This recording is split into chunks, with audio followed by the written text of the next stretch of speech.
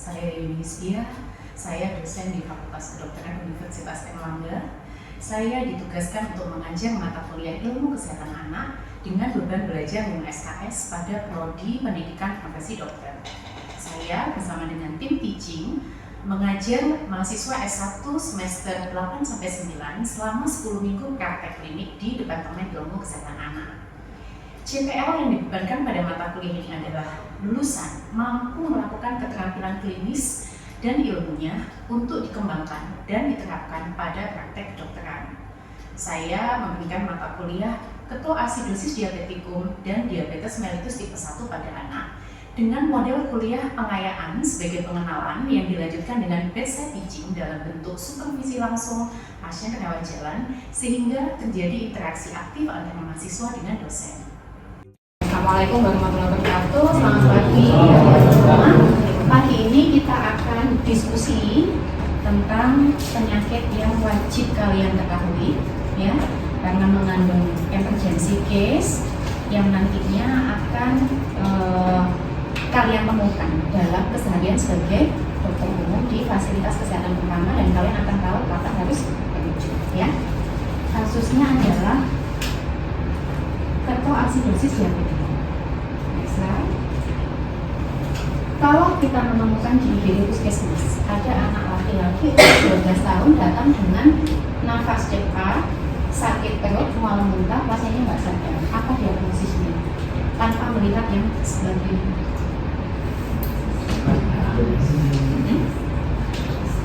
Nafas cepat. Nafas cepat apa diagnosis? Apa possibility, etiologinya?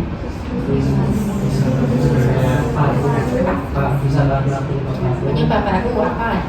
Pneumonia, oke. Asma, oke. Paru. Terus penyebab lain? Gangguan RW.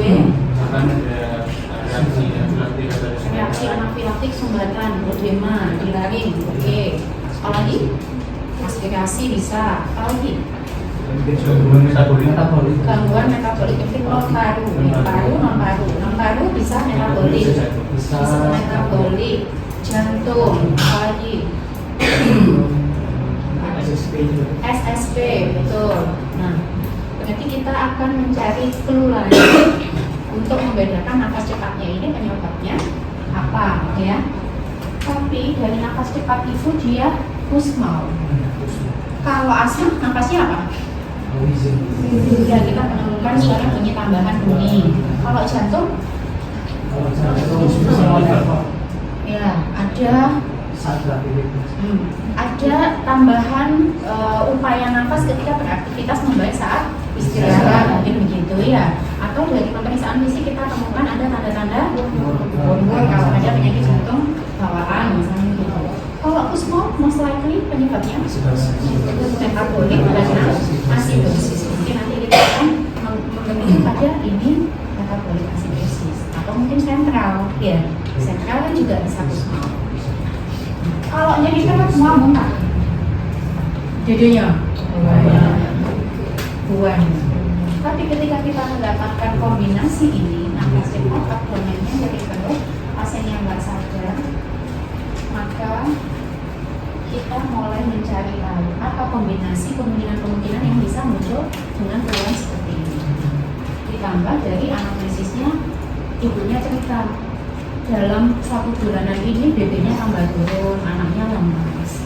Kalau malam sering kebangun banyak kencing, makannya tambah banyak tapi BB-nya tidak naik. Maka yang harus dipikirkan adalah triage diabetes.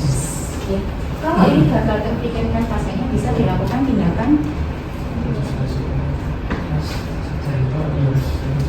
Kalau ini tidak terdiagnosis, dinebul,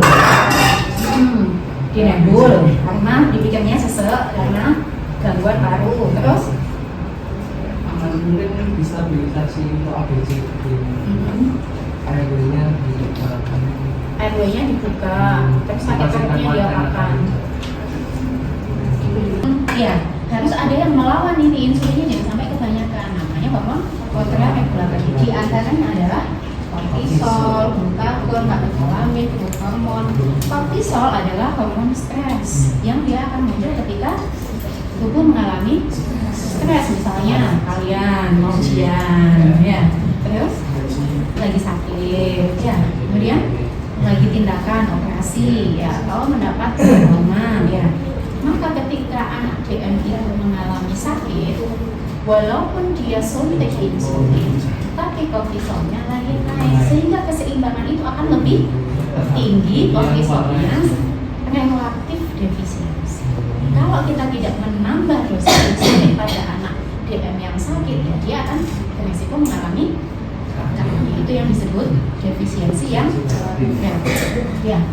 Nah, akibat defisiensi insulin, insulin pengennya masukkan gula ke dalam sel, gulanya tidak bisa masuk, maka dia akan tetap stay di sirkulasi sehingga hiperglikemi, selnya karena sel kelaparan, maka dia akan menggunakan metabolisme penggunaan gula yang lain, yaitu apa? Yang di belakang, nah, memecah sebelum glikolisis apa itu? Glikogenolysis, memecah glikogen jadi diongkok-ongkok, makanya berat badannya tambah. Dia akan ada mekanisme akibat gangguan metabolik akibat defisiensi insulin.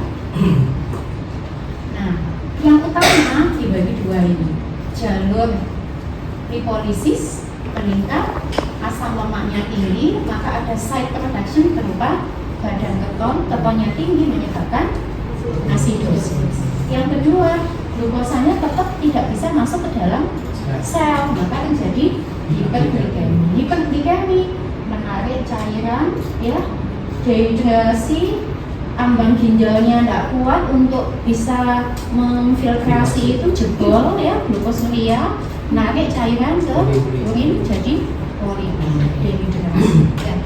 Oke, next slide. Ini sebetulnya simptom-simptom tadi adalah serial dari kejadian KAD ini yang tidak perlu kita hafalkan, asal kita tahu patofisiologi. Kita akan pasti ingat, lihat pasien KAD satu kali, tahu patofisiologinya mancep, pasti ingat, karena itu bisa di logika, tidak perlu dihafalkan, ya. Oke, next slide. Nah, mual muntahnya karena ada lipolisis, ketogenesis, ya. Jadi ini memicu sentral muntah, ketonemianya juga menyebabkan iskemia di usus karena dehidrasinya, gitu, ya. Jadi anaknya akan sakit perut, mual muntah. Dan pada kondisi dari perut hebat menyerupai akut appendicitis, sehingga bisa diputuskan tindakan appendektomi. Next slide. Ini dehidrasinya karena tadi, ya, poliuria, akhirnya dia dehidrasi sisanya. Next slide. Polidipsia banyak makan tapi BB turun karena tadi, ya, starving cell-nya tadi, ya, gulanya nggak bisa masuk ke dalam sel. Bukan salah anaknya kurang makan, makannya buahnya, tapi ditumpuk karena nggak ada insulin yang memasukkan ke dalam sel. Next slide. Nah, ini gangguan kesadaran karena osmolaritasnya yang meningkat tadi, ya, akan mengganggu cairan dari dewa. Asidosisnya, ya, anaknya akan kaki kebingungan sampai koma dan bisa menyebabkan edema serebral. Sehingga dalam KAD pasti kita akan menemukan 3 bias. Apa dulu? Hiperglikemi dulu. Kemudian yang kedua, ketonnya sangat tinggi sampai dia menyebabkan asidosis. Keton positif belum tentu sampai asidosis, tapi kalau sudah sangat tinggi bisa menyebabkan. Sehingga dari situ nanti kita akan membedakan kriteria KAD itu ada ringan, sedang, dan berat. Berdasarkan apa? pH-nya, derajat asidosisnya, dan ya, pH sama bikarbonat, betul, untuk menilai derajat asidosisnya. Dan yang kedua, dehidrasinya, ya. Oke, next slide. Jangan lupa pada pasien diabetes, kegawatan, koma, tidak hanya KAD, bisa bentuk lain, namanya HHS, osmolar hiperglikemi. Ya, nah, HHS ini biasanya gulanya akan jauh lebih tinggi. Tadi dokter ini cerita pasien konsulan dari sejawat itu gula masuknya 300. Di sini dibaca yang paling utama apa dulu? Kita berhadapan dengan pasien dehidrasi berat, maka jangan sampai terlambat untuk memberikan cairan resusitasi. Kalau cairan resusitasi berbeda dengan cairan dehidrasi, apalagi cairan maintenance. Pilihannya apa? Indolactat atau NaCl. Kenapa? Karena dia cairan yang isotonis langsung mengisi intrakardial. Ya, jangan sampai ngasih dextrose ya. Atau kalau misalnya nggak mungkin lah dokternya masih dextrose karena gulanya tinggi, terus dikasih apa? Koloid gitu ya. Karena ya jangan KN gitu ya. Setelah kita kasih bolus ya untuk insulin memasukkan kalium, sehingga kalau kita berikan insulin dosis tinggi dengan silimpam maka pasiennya berisiko kalium. Kalau pasiennya datang seperti pasien saya kemarin yang di IGD datang dengan KAD labnya asidosis metabolik, hiperkalemi kaliumnya 6, maka tidak perlu dilanggar dulu, kita masukkan insulinnya setelah resusitasi cairan, kemudian kita evaluasi pengkalan.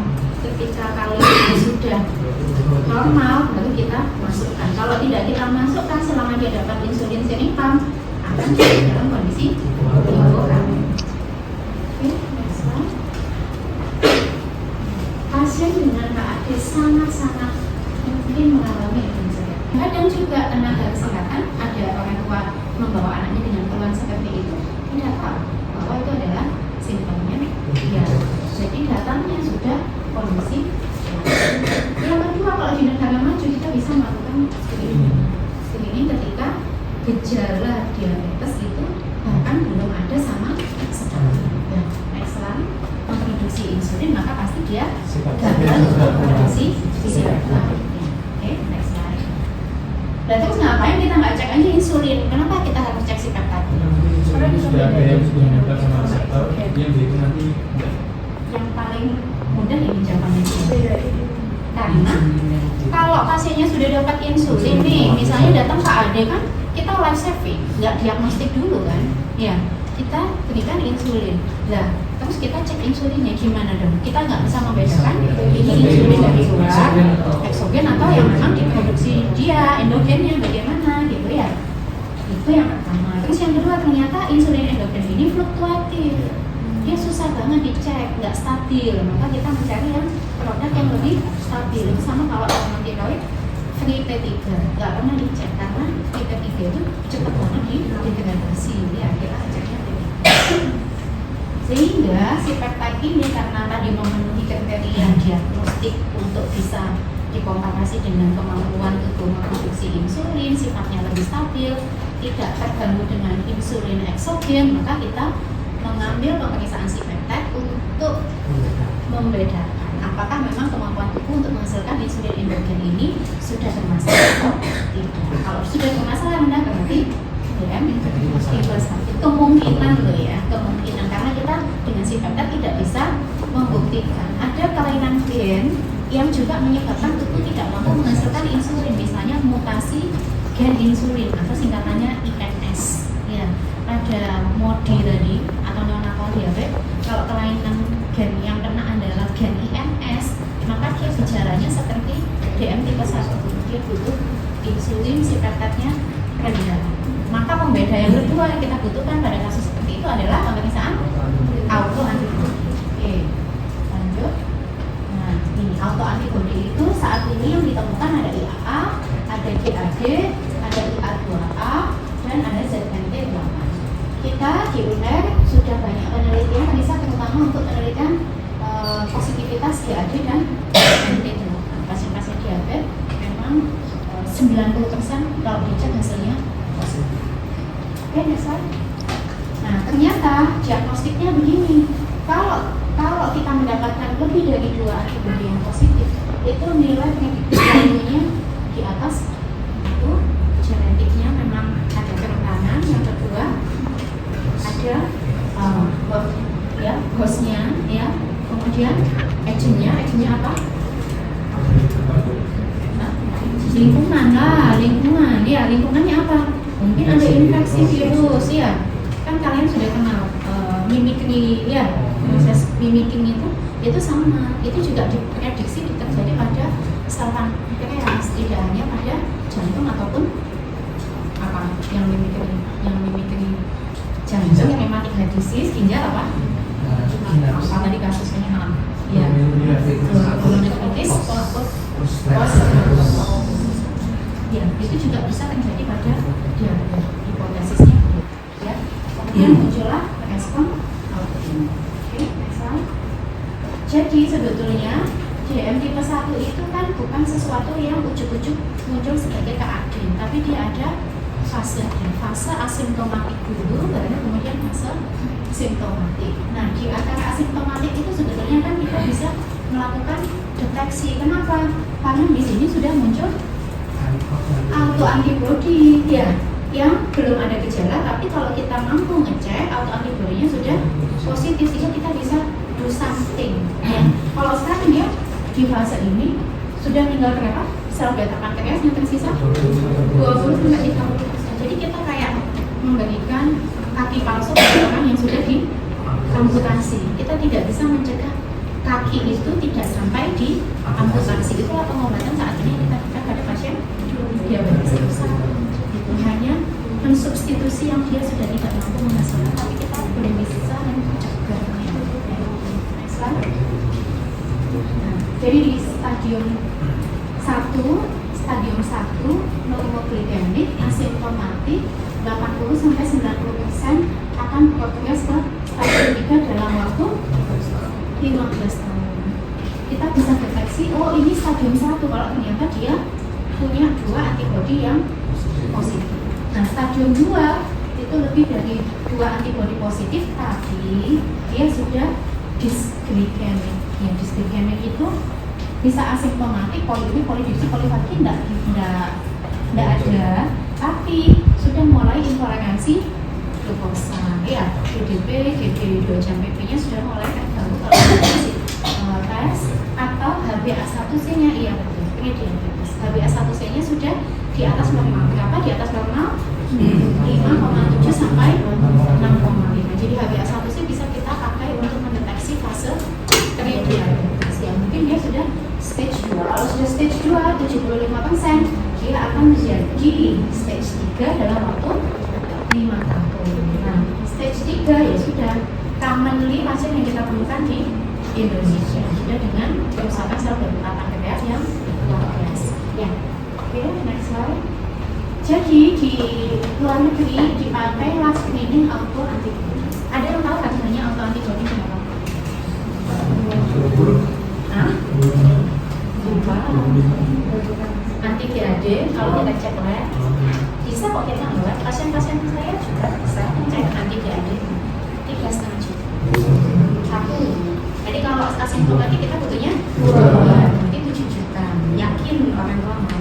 Kalau memang kita edukasinya bagus, ada faktor resiko, kita bisa edukasikan di kawasan. Kalau keluarganya mau, ayo silakan, itu jauh lebih bagus. Dengan ini kalau positif 1 berarti resiko, positif 2 berarti masuk stage 1 atau stage 2 tergantung tambahan gejala tadi ya. Kalau stage 1 kita jadi stage 3 dalam waktu 5 tahun. Nah, stage 3 ya sudah commonly pasien yang kita temukan di Indonesia, sudah dengan kerusakan sel beta pankreas yang luar biasa. Ya, oke, next slide. Jadi di luar negeri dipakai last screening autoantibody. Ada yang tahu kandungannya autoantibody berapa? Lupa. Nanti GAD kalau kita cek lab, bisa kok kita ngeliat. Pasien-pasien saya juga bisa cek nanti GAD 3,5 juta. 1. Jadi kalau asimptomatik kita butuhnya 2, mungkin 7 juta. Yakin orang tua mau. Kalau memang kita edukasinya bagus, ada faktor resiko, kita bisa edukasikan di kawasan. Kalau keluarganya mau, ayo silakan, itu jauh lebih bagus. Dengan ini kalau positif 1 berarti resiko, positif 2 berarti masuk stage 1 atau stage 2 tergantung tambahan gejala tadi ya. Kalau stage 1 kita akan pemantauan pertama, tapi pada anak yang di bawah 3 tahun pemantauannya lebih cepat, 3 bulan lebih progres. Oke, next slide. Nah, kalau diagnosa diabetes kan sudah tahu semua ya. HbA1c-nya kita harus di atas 6,5. Oke, next slide.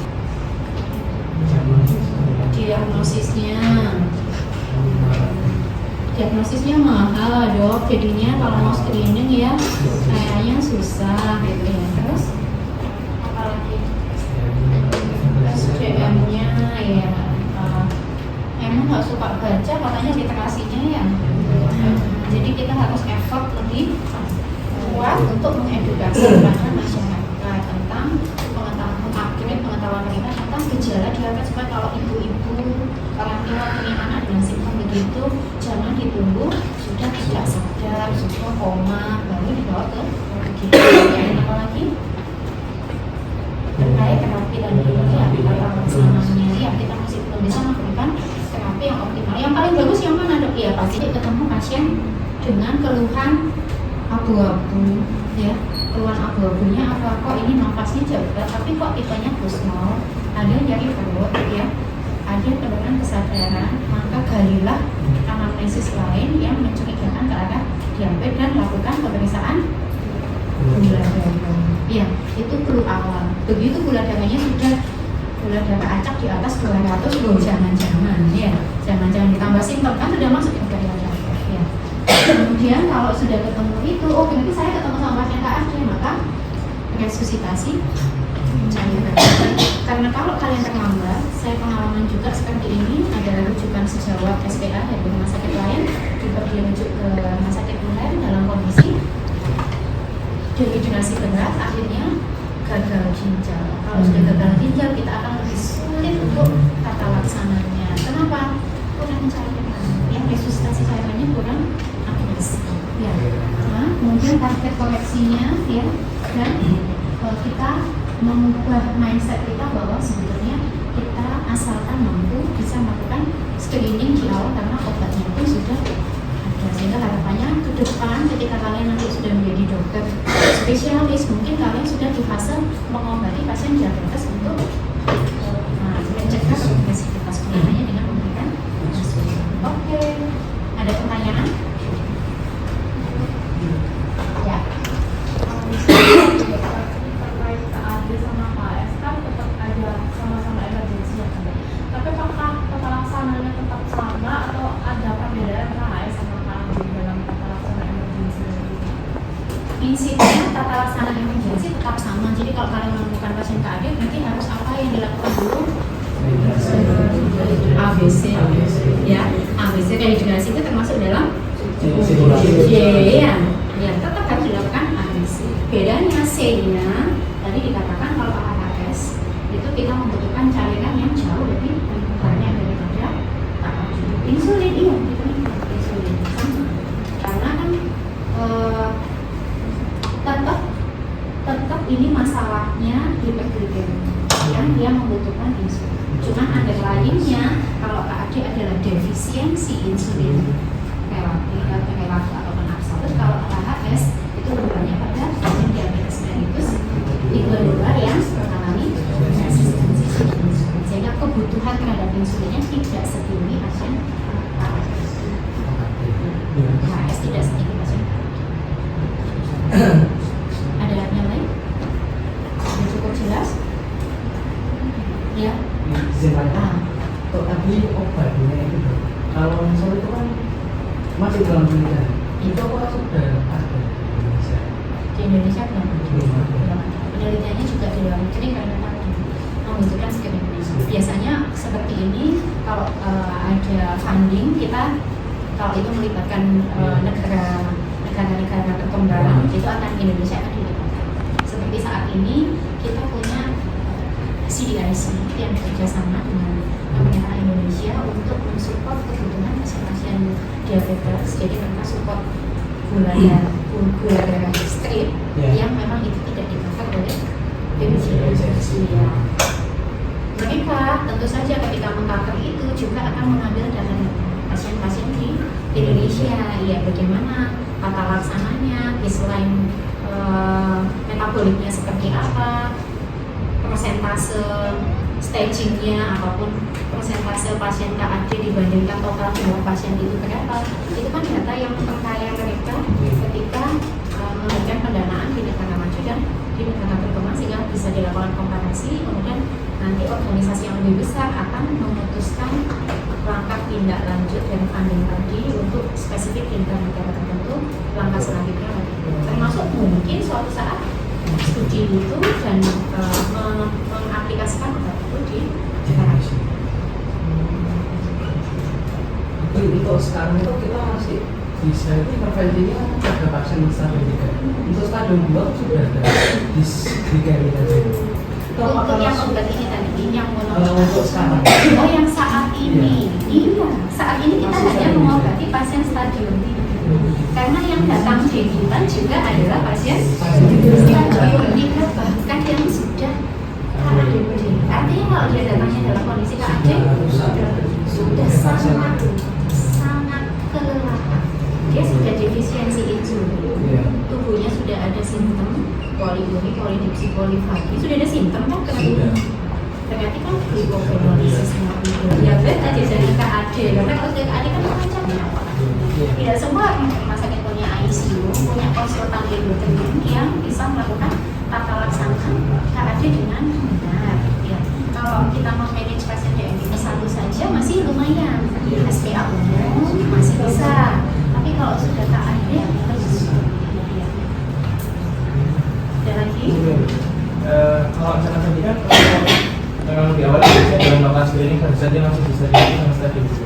Tapi kan dia kan memang belum masih otomatis. Nah, kalau misalnya memang di Indonesia kan mungkin belum rutin ya, tapi kalau di luar negeri yang mungkin sudah cukup rutin, biasanya apakah ada kayak prasyarat awal atau misalkan di atas ada awal indikasi ada screening atau memang semuanya itu sudah di screening gitu? Tergantung negaranya. Kayak di Finland itu semua anak di screening. Kalau di negara yang lain di screening jika di dalam keluarga ada sibling atau ada orang tua ya first degree atau second degree-nya yang positif itu akan dilakukan screening. Diabetesnya itu tapi tidak harus yang diabetes itu saja. Yang positif Yang positif. yang di first degree Oh, first degree iya. Tidak harus. Jadi menariknya adalah gap di kita amat sangat besar. Yang kita lakukan saat ini sebetulnya masih belum banyak membantu mereka. Ini akan memacu kalian untuk semangat lebih belajar untuk do something untuk pasien-pasien kita ya. Kayak gini ya ternyata Indonesia. Oke, kita bisa. Yuk kita bisa maju yuk. Ya, belajar dari sini. Ya. Kalau tidak ada pertanyaan lagi bisa kita akhiri ya. Ya, selamat pagi Bu. Ada yang bisa saya bantu? Dokter, ini ada yang dapat kontrakan saya. Oh, ayah saya. Iya, gimana gulanya hari ini? Oh ya. Jadi saya izin sambil menjelaskan ke mahasiswa saya ya. Boleh ya, ayah saya. Ini pasien dengan diabetes mellitus tipe 1 ya.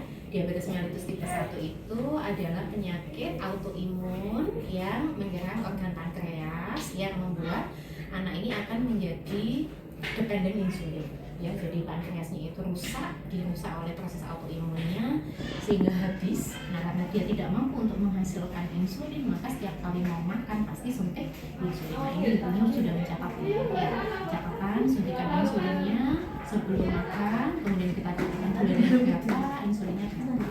Di sini kita lihat polanya ya, nanti saya jelaskan.